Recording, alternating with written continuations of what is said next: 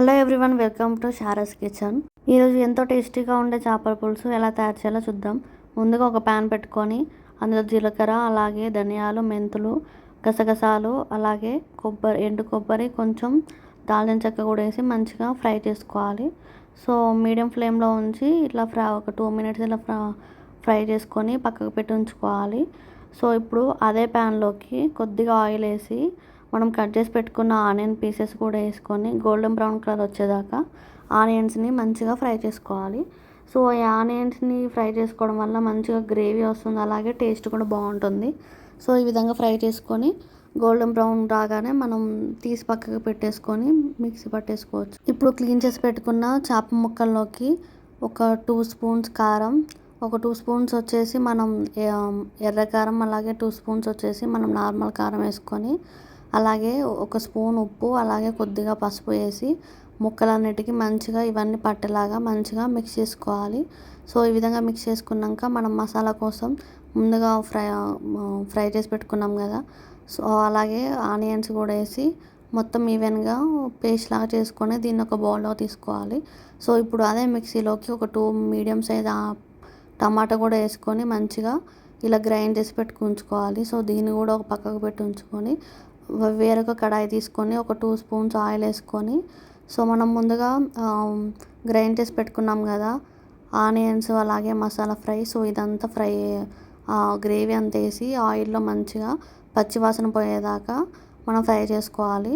So అలాగే చేసి పెట్టుకుంటున్న టమాటాలను కూడా వేసేసుకొని ఈ 2 పచ్చివాసన పోయేదాకా మంచిగా ఫ్రై చేసుకోవాలి.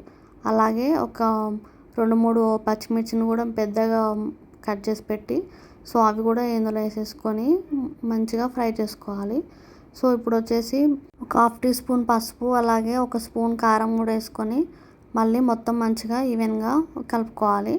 సో ఇప్పుడు మనం క్లీన్ చేసి పెట్టుకున్న ఫిష్ ముక్కలు కూడా ఇందులో వేసేసుకొని మొత్తం ఈవెన్గా మొత్తం ఈ మసాలా అంతా ఫిష్ ముక్కలకు పట్టేలాగా మొత్తం కలుపుకోవాలి. సో ఈ విధంగా కలుపుకుంటే మనకి మసాలా అనేది మొత్తం ఫిష్ ముక్కలకి అంతా పట్టేస్తుంది. సో ఇంతే అండి. కొద్దిగా మూత పెట్టుకొని ఒక 2 minutes వరకు మనం హై ఫ్లేమ్లో కుక్ చేసుకుంటే మనకి ముక్కలు అనేటివి కొంచెం ఫ్రై అయిపోతాయి. సో ఇప్పుడు ఈ విధంగా మన వీడియోలో చూపిస్తున్న విధంగా మనం ముక్కల్ని కలపాలి. గంటతో ఇట్లా కలిపితే ఏమైందంటే ముక్కలు అనేటివి మనకి మొత్తం స్ప్లిట్ అయిపోతాయి. సో ఈ విధంగా మధ్య మధ్యలో మూత పెట్టుకుంటూ ఇలా ఈ విధంగా కలుపుతూ ఉండాలి.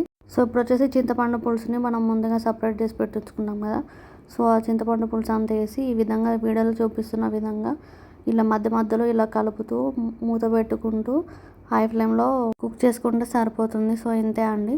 మళ్ళీ ఒకసారి మూత పెట్టుకొని మనకి చేపల పులుసు మరుగుతున్న టైంలో కొద్దిగా ధనియాల పౌడర్, అలాగే కొద్దిగా జీలకర్ర మెంతుల పౌడర్ వేసుకొని ఒకసారి మూత పెట్టుకొని ఒక 5 minutes ఉంచి కొత్తిమీర కూడా వేసేసుకుంటే మనకి చేపల పులుసు రెడీ అయిపోతుంది. సో ఇంతే అండి, సింపుల్ అండ్ టేస్టీ చేపల పులుసు రెడీ. సో నా వీడియోస్ మీకు నచ్చినట్లయితే లైక్ అండ్ షేర్ చేసి సబ్స్క్రైబ్ చేయండి.